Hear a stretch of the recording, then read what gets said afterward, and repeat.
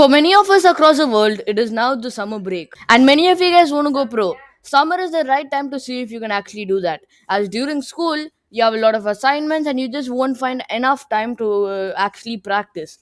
But summer, it's often around 2 months for everyone. So you have a whole 2 months to practice. Luckily for you, this is the perfect video for you guys as I will be showing you 5 steps. If initiated correctly, you could go pro. If you do enjoy this video, make sure to hit that subscribe button. Without any further ado, let's get right into it. Step number 1 is finding the perfect duo partner. Now this is extremely important as you and your duo should both be motivated to grind out. And it won't work out if only you want to grind out comp, but you do not so much. Now that won't work. You both should be ready to put on the grind if you actually want to go pro. You and your duo should have structured times that you're playing the game and also set tournaments you're playing. For example, you're playing the Duo Cash Cup every week. You should stick to that, and you should also be hopping on to practice with your teammate at the same time. This helps build consistency over your gameplay and also helps in building chemistry, especially if you don't know your duo partner in real life. Now, while I mentioned playing the game every day at a structured time and playing as many tournaments as possible, this brings us to our step 2, which is to actually enjoy your summer. Don't play all day every day. You see, it is important that you go out and have some fun, which could be playing online, but it is important that you go out and have some fun, for example, playing sports or spending time with your family. You see, this is what is important about summer. You might not really notice it right now, but this is what you'll remember when you grow older. As much as you don't think about it now, this is actually important that you go out and have a fun time. Also, another benefit of this is if you play all day every day, you might risk getting bored of Fortnite, which eventually might lead to burnout. Everyone does experience burnout and it's not nice. You don't want it happening to you, especially if you want to go pro. You need to stay consistent and committed to playing the game. You can't play during certain weeks and take off during other weeks just because you were tired of the game. Moving on to step 3, it is using the time you're online effectively. If you want to go pro in the 2 months we have, you have to use your time effectively. For example, a person with 2 to 3 hours a day who's using his time effectively, like it's going to be way better than a person who plays around like 4 to 5 hours a day who plays like let's say like hide and seek. Instead, you can use your time effectively by playing like scrims, aim trainers, edit courses, free building. Like all these will help you help you in tournaments, unlike playing like other weird creative maps. Now, step 3 brings me to step 4, which is to avoid your time online playing ranked. While some of you guys may like ranked, I don't really find it skillful with like especially with all these cars and all.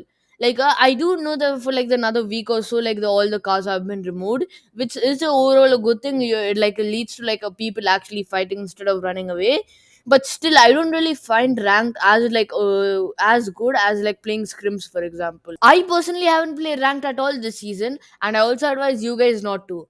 In my eyes, time spent in ranked is time wasted. While it does allow you to replicate in-game fights, it doesn't really help you during endgames.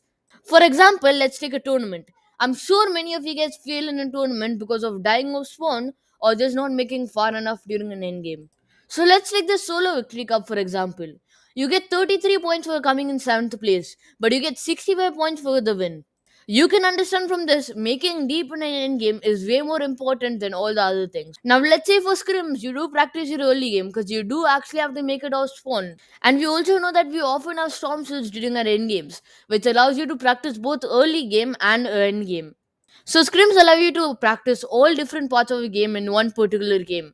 But in ranked, there is no real end game, and also the early game is just a pure 50-50. And you just don't really get any practice from it. If you only play like 4 to 5 scrim games a day, you can like after you're done you can word review and see what you did wrong which caused you to die. You can maybe make like a small notepad which you make like a list of like what you do wrong, and then you can like fix them, which allows you to play more effectively during tournaments. Now, following on from this, I want to talk about not setting stupid targets or and expectations on yourself. You see, it's important that you don't overstretch yourself while playing Fortnite during the 2 months time. If you demand yourself to play 5 to 6 hours a day, like I mentioned earlier in my video, this will eventually lead to burnout and you'll eventually get bored of Fortnite. I think you guys should settle with around like 2 to 3 hours practice every day. With also taking days off, like for example, just enjoying your summer by like for example going out, playing sports, or just like overall having fun. The main reason why you should not overplay Fortnite this summer is that you might expect to progress way too quickly. If you expect to progress very fast, it's going to have a negative impact on your mentality.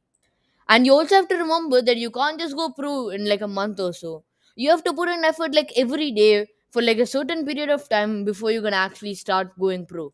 But I still do believe that some of you guys can actually make earnings depending on how structured your routine is. But what I want to see is don't expect to all of a sudden go pro tomorrow.